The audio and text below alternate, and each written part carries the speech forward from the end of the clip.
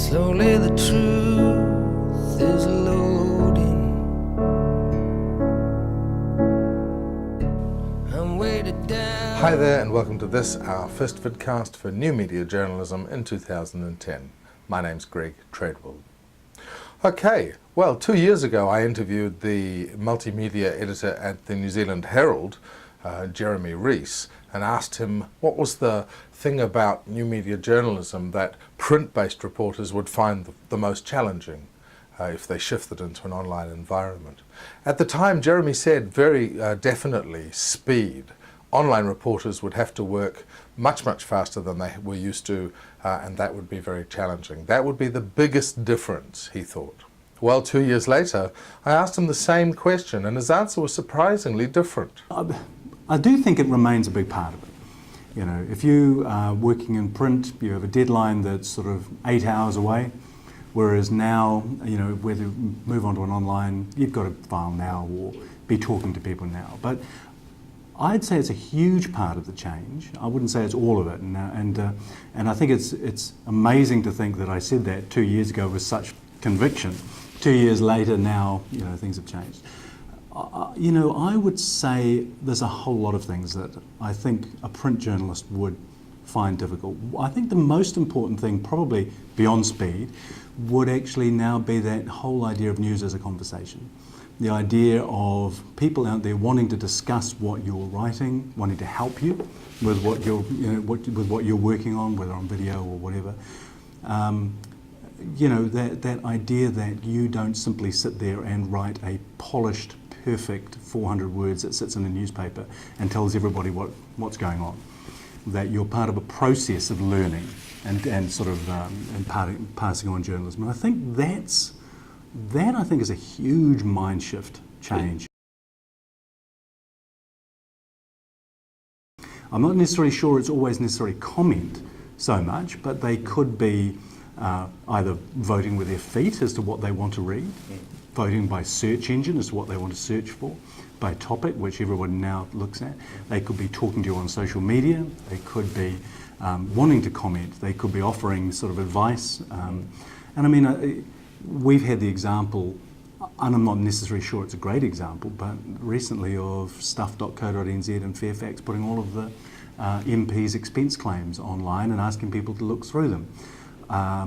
You know, following The Guardian and The Telegraph doing that during the UK MPs' expenses scandal. Now, that's fantastic. Now, if you're a newspaper mindset, you couldn't do that. You would put aside 5 people to investigate, go through it and say, this is what we found.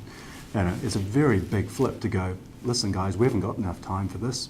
You have a look. You know, and I think that's a huge change. We moderate everything at the moment, but even then, there is that tension, isn't there, between allowing people to have their say, but allowing them, or moderating to actually allow quality debate. And that's one that we grapple with at the moment. In fact, actually one of the meetings this afternoon is with our main moderator to say, well, what are we trying to do here? Are we trying to allow people to have a decent comment? Or are we actually saying we don't want just comment, we want it to actually add to the story? Yeah. And I'm not sure that we know that answer, actually. Yeah. I think we sort of vacillate between the two. Sometimes it is good just to get comment. At other times, I want actually everyone to be having a debate that actually adds to the public knowledge of people. Yeah. You know, I'm not sure many media companies have really got their head around the fact that if you're going to have if you're going to be the journalist handling whatever the story is today, you're probably only going to be able to do that all day. You know, whereas I think many media companies are based on the idea of a factory where you can pump out 5 different things because you don't have to talk to people. Yeah, absolutely. But also to take what they're saying and then go back and inject it into the journalism. So I think often the missing part is we ask for people to comment or what they're saying on Facebook. 200 people comment and then we go, great, and move on. Whereas in fact what we should be doing is taking that back to the minister or the police or whatever and going, well hang on, our people are saying this, what do you say to it? So one of the things I really admire about the Huffington Post is the way they will do that. They will often take it back to the news source and go, hang on Barack, all our people are saying this about you and the BP oil. I think there's another change that's occurred over the last couple of years, to be honest, and I think that is it almost comes back to that idea of only doing a couple of things well per day rather than 53. I think that's the assumption now that we can't be everything. No single media organisation can be all things to all people. Even Rupert Murdoch can't. And so that whole idea, I think, has come around again back into vogue of discussion about curation. What is the Herald's job when there's a bomb blast in Delhi? Is it to put up the AP story, which everyone's got? Is it to, link to the sites where people are saying interesting or important things? Is it sending someone there when they actually probably don't know Delhi?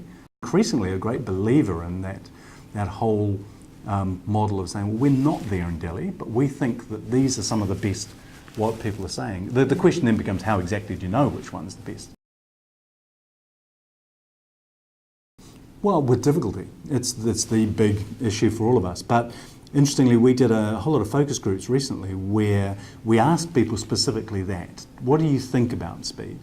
And what they wanted was, they wanted it now, the information now, whenever they needed it. But they were also forgiving if we didn't have all the information.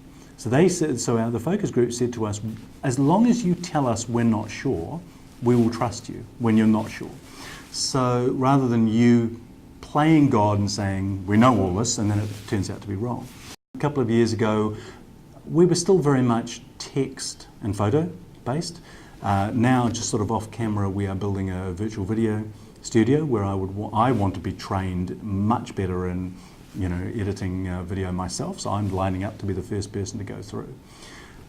I think beyond that, I probably over the last 2 years have grappled a lot more with the building of visual data, interactive graphics and data. I don't think we're there, well, we're hardly there on the Herald at all. But the fact that there's all this data out there which could be used to build amazing graphics which tell you the story as well as better than a 1,000-word story. There's on TED.com, there's a talk by Tim Berners-Lee where he talks about an amazing thing where a lawyer got hold of all the information about where does the water supply in this town go to. So here's the dam, and here is all of the sort of pipes that radiate out from the dam for the water. And then he matched it with census data to say where do the white people live and where do the black people live. And there was utter correlation to where the pipes go for the white people, and there's nothing there for the Negroes and sort of, and the black African Americans. Do you know, I don't know. It still feels new when I'm sitting in a building with newspapers around which are 200 years old, 150 years old. So it feels new to me. But no, probably not. New technology, as they always say, is only the things that have been invented since you were born. So, so to me it's new, to my kids it's kind of old hat.